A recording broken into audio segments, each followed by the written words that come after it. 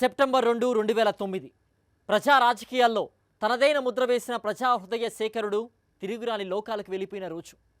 వినూత్న పథకాలతో విధానాలతో పరిపాలనపై సంక్షేమ సంతకమై నిలిచిన నాయకుడు డాక్టర్ వైఎస్ రాజశేఖర రెడ్డి. ఆయన మన మధ్యన లేకుండా 1.5 దశాబ్దం గడిచిపోయినా సరే ప్రజలు ఆయన్ని ఇంకా గుర్తుపెట్టుకుంటున్నారు. కారణం జనం కోసం ఆయన జీవించిన తీరు, ప్రజల కోసం ఆయన తపించిన వైనం ఇప్పటికీ ప్రజలు స్మరించుకుంటూనే ఉన్నారు. పథకాల రూపంలో బతికి ఉన్న నేతలు రాజకీయాల్లో అరుదుగా ఉంటారు. అలాంటి నాయకుడే వైఎస్ఆర్ ది గ్రేట్. సేవాభావం అనేది ఎవరో చెప్పడం వలనో, బోధించడం వలనో, బలవంతం చేయడం వలనో కలగదు. అది మనసు లోతుల్లోంచి రావాలి. అది చిత్తశుద్ధితో ఉండాలి. 10 మందికి ఉపయోగపడాలనే తత్వం సహజంగా ఉండాలి. ఎవరో మెచ్చుకుంటారనో, మరెవరో ప్రశంసిస్తారనో కాదు. విద్యార్థి దశ నుంచే సేవాభావంతో 10 మందికి మేలు చేయాలనే తత్వం కలిగిన వైఎస్ రాజశేఖర రెడ్డి కాలక్రమంలో సక్సెస్ఫుల్ ప్రజా వైద్యునిగా, ప్రజల మనసు గెలుచుకున్న నాయకునిగా ఎదిగారు.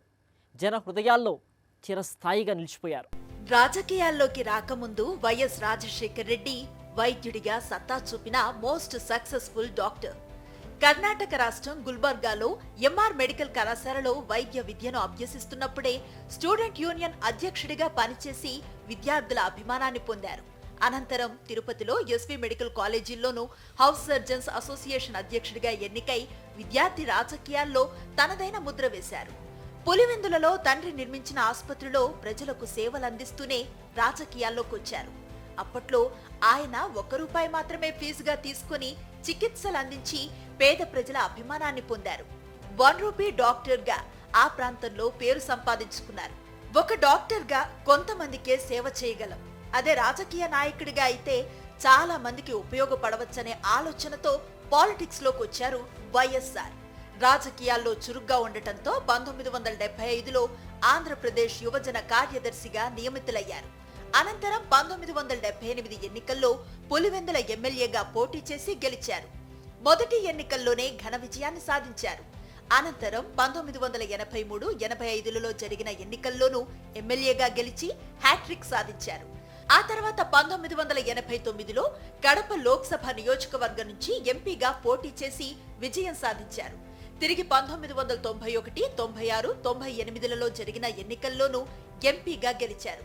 వరుసగా 4 సార్లు పార్లమెంట్ స్థానానికి పోటీ చేసి అరుదైన విజయాన్ని సొంతం చేసుకున్నారు. అనంతరం శాసనసభ ఎన్నికలపై దృష్టి సారించిన ఆయన 1999లో పులివెందుల నియోజకవర్గం నుంచి ఎమ్మెల్యేగా పోటీ చేసి విజయం సాధించారు. ఆ తర్వాత 2004, 2009లో జరిగిన ఎన్నికల్లోనూ అదే నియోజకవర్గం నుంచి ఎమ్మెల్యేగా గెలిచారు. ఆ విధంగా తాను పోటీ చేసిన ప్రతి ఎన్నికల్లోనూ ఓటమి ఎరగకుండా విజయం సాధించిన అరుదైన నేతగా పేరును సంపాదించుకున్నారు. ప్రజల్లో నుంచి వచ్చిన నేతలకు మాత్రమే వారి కష్టాల గురించి తెలుస్తుంది. వైఎస్ఆర్ ప్రజల్లో నుంచి పుట్టుకొచ్చిన నేత. ఆయన తన రాజకీయ జీవితంలో ఎప్పుడూ జనంతోనే మమేకమవుతూ చివరి శ్వాస దాకా వారి కోసమే జీవించారు. ప్రతిపక్ష నేతగా ఆయన చేసిన పాదయాత్ర ఒక ట్రెండ్ సెట్. 2003 వేసవిలో పాదయాత్రను చేపట్టి దాదాపు 1467 కిలోమీటర్లు రంగారెడ్డి జిల్లా చేవెళ్ల నుంచి శ్రీకాకుళం జిల్లా ఇచ్చాపురం దాకా యాత్ర చేశారు. ఈ యాత్రలో ప్రతి చోట ప్రజలతో మమేకమవుతూ వారి కష్టాలను అడిగి తెలుసుకున్నారు. అన్ని వర్గాల ప్రజలను కలిసి వారి ఇబ్బందులను కల్లారా చూసి చలించిపోయారు. పర్యటన ముగిసేలోపు ప్రజల సమస్యలు, పరిష్కారాలపై ఆయనకు పూర్తి అవగాహన వచ్చింది. ప్రజలు కూడా ఆయనలోని నిజాయితీని చూశారు. తర్వాత జరిగిన ఎన్నికల్లో ఘన విజయాన్ని అందించారు. వినూత్నమైన పాదయాత్ర అనేది నాకు తెలిసి గతంలో పాదయాత్రలు అంత పెద్ద నోటీసు ఉన్న పాదయాత్రలు ఏమీ జరిగిన పరిస్థితి లేదు. కానీ సో రాజశేఖర రెడ్డి గారి పాదయాత్ర డిఫరెంట్గా ప్రజల్లో మమేకం అయిపోయి చేసిన పరిస్థితి అన్నమాట. సో తప్పకుండా రాజమండ్రిలో నిజంగా కూడా చాలా rail cum bridge, bus road cum rail bridge ఉందన్నమాట. దానిపైన నిజంగా కూడా ఆ బ్రిడ్జి మొత్తం అంతా కూడా ప్రజలే ఆయన్ను ఆహ్వానించడము, నిజంగా కూడా స్వాగతించే కార్యక్రమం చేయడానికి అంతమంది రావడం జరిగింది అన్నమాట, తరలి వచ్చి రావడం జరిగింది. సో అందుకోసమే గతంలో అన్నీ మనం ఉద్యమాలు చూసాం. కమ్యూనిస్ట్ పార్టీ వాళ్ళు అయితేనేమి, మిగతా అన్ని పార్టీలు అయితేనేమి, ఎంఆర్ఓ ఆఫీస్ ముందర, ఆర్డీఓ ఆఫీస్ ముందర, కలెక్టర్ ఆఫీస్ ముందర మా ఇల్లు లేవు, ఇళ్ళ పట్టాలు లేవు, లేకుంటే రేషన్ కార్డులు లేవు, లేకుంటే ఇంకొకటి లేవు అని చెప్పేసి, పెన్షన్లు లేవు అని చెప్పేసి వాళ్ళందరూ కూడా పెద్ద ఎత్తున ఉద్యమాలు చేసే పరిస్థితి మనం గతంలో చూడడం జరిగింది. రాజశేఖర రెడ్డి గారి పరిపాలనలో ఒక్క చిన్న ఉద్యమం కానీ చిన్న ఇది కానీ లేని పరిస్థితి అన్నమాట. సో అన్నీ కూడా ఆయన తెలుసుకోవడం జరిగింది. ఆ ప్రాంతం యొక్క అన్ని ప్రాంతాలకు సంబంధించిన సమస్యలు తెలుసుకోవడం జరిగింది. అంతమంది ప్రజల యొక్క క్యాస్ట్ వైజ్ అయితేనేమి, వృత్తి వైజ్ అయితేనేమి, అన్ని రకాలుగా ఉన్న కష్టాలన్నీ కూడా తెలుసుకోవడం జరిగింది. కాబట్టే నిజంగా కూడా చాలా గొప్ప విషయం అన్నమాట. సో తప్పకుండా అన్నీ కూడా ఆయన గుర్తుపెట్టుకొని అన్నీ అటెండ్ అయిన పరిస్థితి అన్నమాట. అందరికీ మేలు చేసిన పరిస్థితి అన్నమాట. వైఎస్ రాజశేఖర రెడ్డి వ్యక్తిత్వం ఎందరికో ఆదర్శం. రాజకీయాల్లో ఇచ్చిన మాటకు కట్టుబడేవారు కొందరే ఉంటారు. అలాంటి వారిలో ఆయన ముందుంటారు. ఎన్నికల సందర్భంగా ఇచ్చిన ప్రతి హామీని దాదాపుగా నెరవేర్చారు. మాట తప్పడు, మడమ తిప్పడు అనే పేరును సంపాదించుకున్నారు. ఎప్పుడూ తెలుగువారి సంప్రదాయమైన పంచకట్టులోనే కనిపించే వైఎస్ఆర్ ఆ పంచకట్టుకి బ్రాండ్ అంబాసిడర్ గా నిలిచి గుర్తింపును తీసుకొచ్చారు. ఇక వివిధ సందర్భాల్లో రాజకీయ ప్రత్యర్థులు ఎదురైనప్పుడు నవ్వుతూ పలకరిస్తూ వారి అభిమానాన్ని కూడా పొందిన అరుదైన నేత వైఎస్ఆర్. ప్రజల జీవితాల్లో పలు మార్పులు తీసుకొచ్చేందుకు సంతృప్త స్థాయిలో పథకాలు ప్రవేశపెట్టి ప్రజల ముఖ్యమంత్రిగా కీర్తి సంపాదించుకున్నారు. ఒకనాడు సంతబొమ్మాలి మండలం గెద్దలపాడులో నేను ప్రచారంలో ఉండగా రాజశేఖర రెడ్డి గారు ఫోన్ చేశారు. కృష్ణ ఏంటి ఎలా ఉంది టెక్కలి నియోజకవర్గం అని చెప్పి అడిగితే, అన్నా ఖచ్చితంగా టెక్కలి మనం గెలుస్తామన్నా ఈ బై ఎలక్షన్లో అని చెప్పి అన్నాం. వాట్ అబౌట్ సంతబొమ్మాలి అని అడిగారు. సంతబొమ్మాలిలో కూడా వాళ్ళకున్నటువంటి మెజారిటీని తగ్గించడానికి ప్రయత్నం చేస్తామన్నా, ఖచ్చితంగా తగ్గుతుంది. మనం ఖచ్చితంగా ఒక 5,000 పై మెజారిటీతో మనం గెలిచే అవకాశాలు ఉన్నాయి, ఖచ్చితంగా మనం విజయం సాధిస్తామని చెప్తే వెరీ గుడ్ కంటిన్యూస్ అని చెప్పేసి చెప్పడం జరిగింది. ఇవన్నీ కూడా ఒక నాయకుడు, ఒక పరిణతి చెందిన రాజకీయ నాయకుడిగా మరి కేడర్ని అత్యంత గౌరవించినటువంటి గొప్ప నాయకుడు రాజశేఖర రెడ్డి గారు.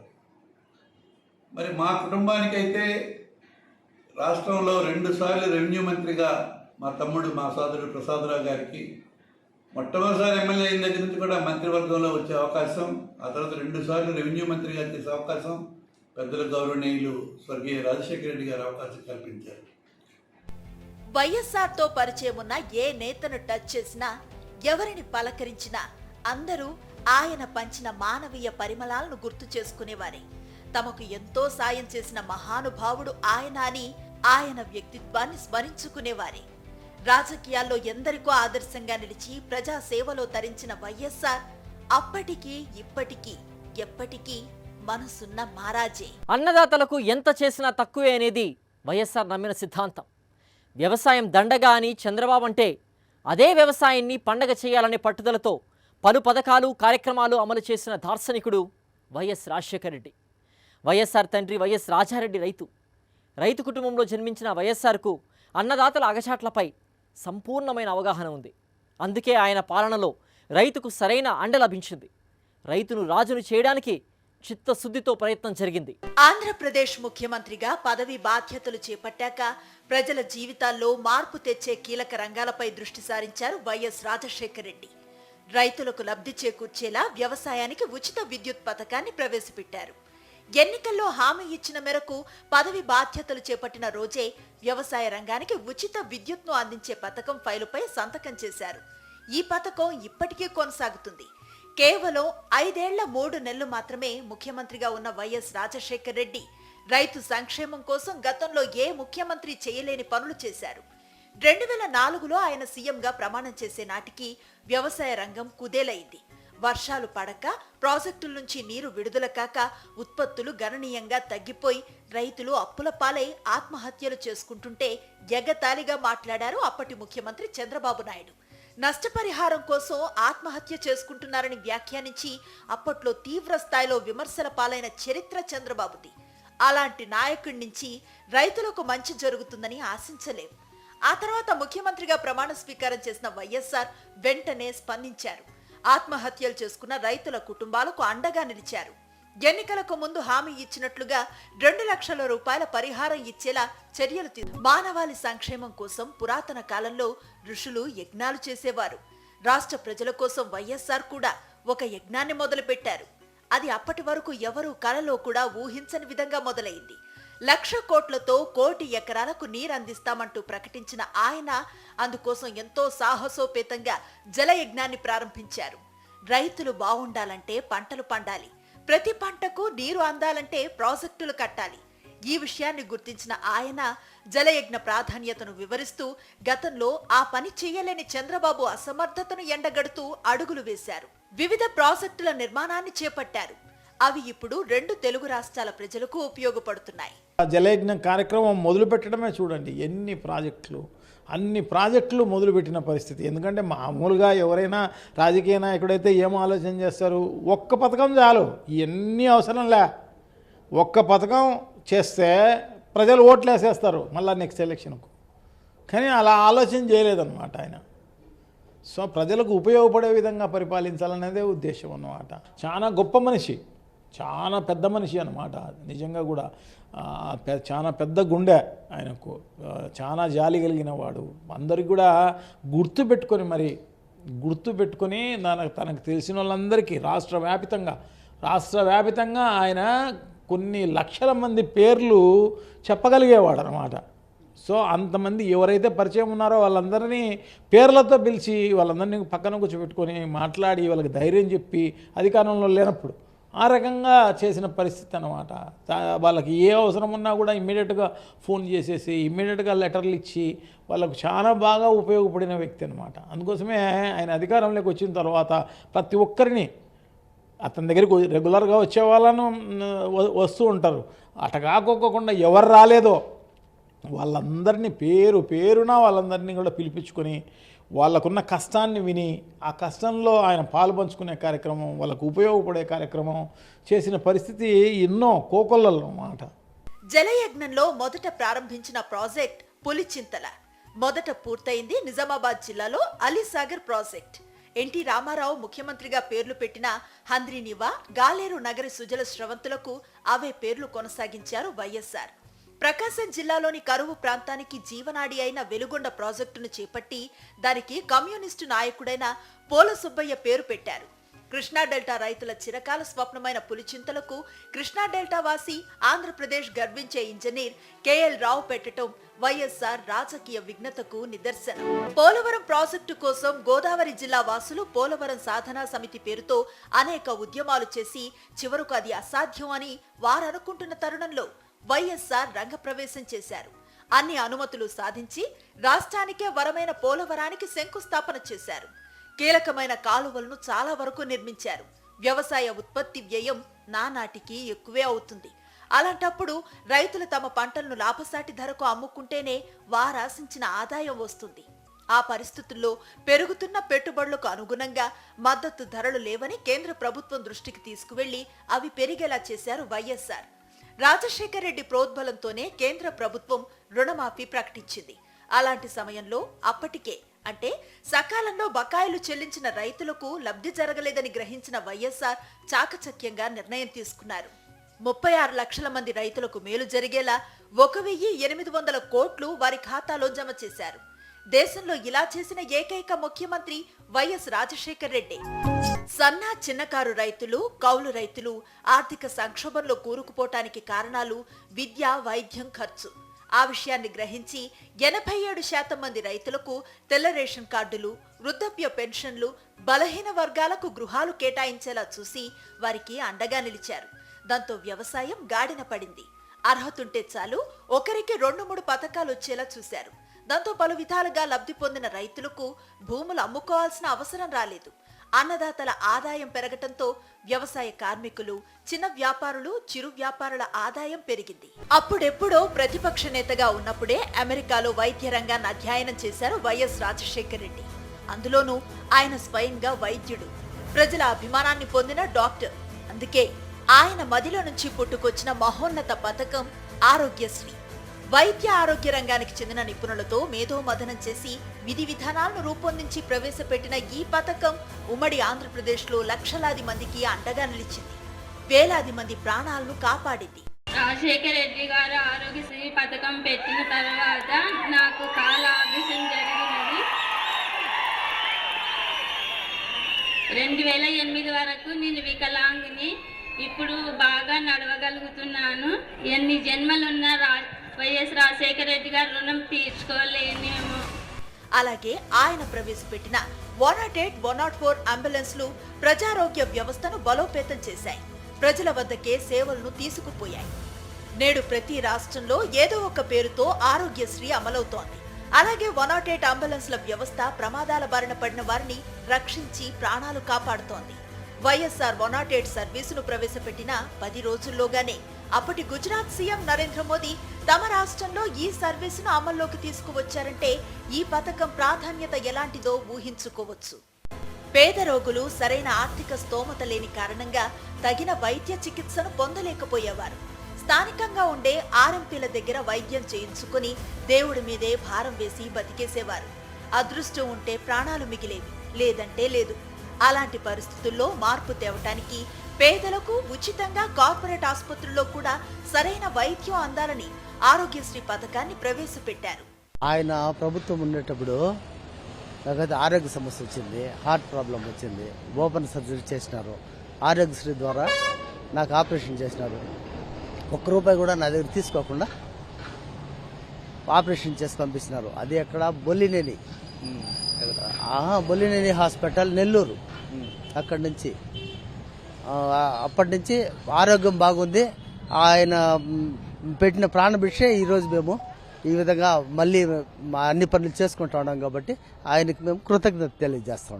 మరొక ముఖ్య విషయం, ముఖ్యంగా పేద ప్రజలకి ఆరోగ్యశ్రీ అనే పదమే దేశంలో కానీ ప్రపంచంలో కానీ ఎవ్వరికీ తెలియని పరిస్థితుల్లో ఒక వినూత్నమైన పథకాన్ని ప్రవేశపెట్టి ఆరోగ్యశ్రీ ద్వారా పేదవాడు కార్పొరేట్ స్థాయిలో వైద్యం పొంది మరి ఈనాడు ₹1 ఖర్చు లేకుండా ఈనాడు బతకగలుగుతున్నాడంటే అది కేవలం రాజశేఖర రెడ్డి గారి చలవే అనేది ఈ సందర్భంగా కూడా గుర్తు చేస్తాం. డాక్టర్ వైఎస్ రాజశేఖర రెడ్డి ముఖ్యమంత్రి అయిన వెంటనే రూపుదిద్దుకున్న ఎన్నో సంక్షేమ అభివృద్ధి పథకాలకు పాదయాత్ర అనుభవాలే పునాది. సుదీర్ఘ ప్రజా ప్రస్థానం పాదయాత్రలో ఎదురైన అనుభవాలు, జనం అగచాట్లు స్వయంగా గమనించి చేసిన ఆలోచనలే స్ఫూర్తిగా ఆయన పాలన సాగింది. వైఎస్ఆర్ సీఎంగా ఉన్న రోజుల్లో ఎక్కువ సంతకాలు చేసింది సీఎం రిలీఫ్ ఫండ్ నుంచి వైద్య సాయం కోసం దరఖాస్తుల ఫైళ్లపైనే అని అధికారులు చెబుతుంటారు. సామాన్యుల ప్రాణాలకు ఆయనిచ్చిన ప్రాధాన్యతది. రాత్రి ఎంత పొద్దుపోయి ఇంటికొచ్చినా సరే ముందు ఆరోగ్యశ్రీ ఫైళ్లను, సీఎం రిలీఫ్ ఫండ్ ఫైళ్లను క్లియర్ చేసేవారు. వైఎస్ఆర్ ఆలోచనల ఫలితం నేషనల్ హెల్త్ బిల్లులో 12వ పంచవర్ష ప్రణాళికల్లో ఆరోగ్యశ్రీ పథకాన్ని పరిగణలోకి తీసుకున్నారు. ప్రస్తుతం దాదాపు అన్ని రాష్ట్ర ప్రభుత్వాలు ఆరోగ్యశ్రీ స్ఫూర్తిగా పేదలకు ఉచిత వైద్య బీమా పథకాలను అమలు చేస్తున్నాయి. మోదీ ప్రభుత్వం ప్రవేశపెట్టిన మోదీ హెల్త్ కేర్ వైఎస్ఆర్ తెచ్చిన ఆరోగ్యశ్రీ కోవలోనిదే. ఈయన పేరు విశ్వనాథరెడ్డి, తిరుపతి జిల్లా మొరం గ్రామ సర్పంచ్. ఆరోగ్యశ్రీ పథకం కింద మొదటి గుండె ఆపరేషన్ చేయించుకున్నది ఈయనే. ఈ పథకం ఆయనకెలా ఉపయోగపడిందో ఆయన మాటల్లోనే. నేను వైద్య ఆరోగ్యశ్రీ మొదటి పేషెంట్ని. నాకు రాజశేఖర రెడ్డి గారు ముఖ్యమంత్రిగా ఉన్న ఈ జిల్లాలో మొట్టమొదటిగా ఆరోగ్యశ్రీ పేరుతో నాకు గుండె ఆపరేషన్ చేసుకోవడం జరిగింది. అప్పుడు ఆ పథకంతో నా కుటుంబం అన్నీ కూడా అంతా కూడా సక్రమంగా అప్పులు బాధపడకుండా జరిగింది. ఆ తర్వాత రాజశేఖర రెడ్డి చలవతో రైతు రుణమాఫీ కింద ₹2 లక్షల రుణమాఫీ కూడా జరిగింది. దాంతో నా బిడ్డల్లో కానీ నేను కానీ పోషించుకునేదానికి చాలా సులభమైంది. ఈరోజు అందరూ కూడా ఇంజనీర్లు చేసి గౌరవంగా ఉన్నారు. ఇలాంటి లబ్ధిదారులు ఉమ్మడి ఆంధ్రప్రదేశ్ లో దాదాపుగా ప్రతి పల్లెలో, పట్టణంలో, నగరంలో లక్షలాదిగా ఉన్నారు. ఆరోగ్యశ్రీ పథకంతోనే ప్రాణాలు కాపాడుకున్నామని చెబుతూ వైఎస్ఆర్ పాలనా గొప్పదనాన్ని స్మరించుకునేవారు ఇప్పటికీ ఎందరెందరో. వైఎస్ రాజశేఖర్ రెడ్డి అనుకుంటున్నారు. మరి రాజశేఖర రెడ్డి గారి కుటుంబానికి, మా కుటుంబానికి ఎనలేనటువంటి ఒక అభిమానం ఒకరి పట్ల ఒకరికి, వాళ్ళ పట్ల మాకు ఒక ఖండితమైనటువంటి నమ్మకం. మరి అలాగే అదే విశ్వాసం, అదే అభిమానంతో మమ్మల్ని, నన్ను కానీ మా తమ్ముడు ప్రసాదరావు గారిని మమ్మల్ని అందరినీ ప్రమోట్ చేసి ఈవేళ ఉన్నతమైన స్థానం ఈ జిల్లాలో, రాష్ట్రంలో కల్పించేటట్టుగా మా కుటుంబానికే చెందినటువంటి ప్రసాదరావు గారు 3 సార్లు రెవెన్యూ మంత్రిగా, నేను ఒకసారి రెవెన్యూ మంత్రిగా, 4 సార్లు ఒక కుటుంబం నుంచి రెవెన్యూ మంత్రి చేసే అవకాశం రాజశేఖర రెడ్డి గారి కుటుంబం వల్ల, రాజశేఖర రెడ్డి గారి వల్ల, జగన్ వల్ల మాకు దక్కింది. ఇది ఎప్పటికీ మర్చిపోలేని ఒక అనుభూతి. అలాగే రాజశేఖర రెడ్డి గారి కాలంలో మా తమ్ముడు ఆర్ఎంబీ మంత్రిగాను, రెవెన్యూ మంత్రిగాను చేస్తే, జగన్ గారి కాలంలో నేను ఆర్ఎంబీ మంత్రిగాను, రెవెన్యూ మంత్రిగా చేస్తే యాదృచ్ఛికంగా జరిగిందో భగవత్ సంకల్పమో అలాగా ఇద్దరు కోయిన్సైడ్ అయ్యేవి. 2 సార్లు ఇద్దరు కూడా ఆయన టైంలో ప్రసాద్ మా తమ్ముడు, అలాగే నా జగన్ గారి టైంలో నేను చేయడం జరిగింది. మరి ఈ జిల్లాలో ఎవరికీ రానటువంటి ఉప ముఖ్యమంత్రి పదవి, ఏ పార్టీలో ఎవరికీ రానటువంటి ఉప ముఖ్యమంత్రి పదవి నాకు ఇచ్చి అత్యున్నతమైన గౌరవం రాజశేఖర రెడ్డి గారి కుటుంబమే మాకు జగన్ గారి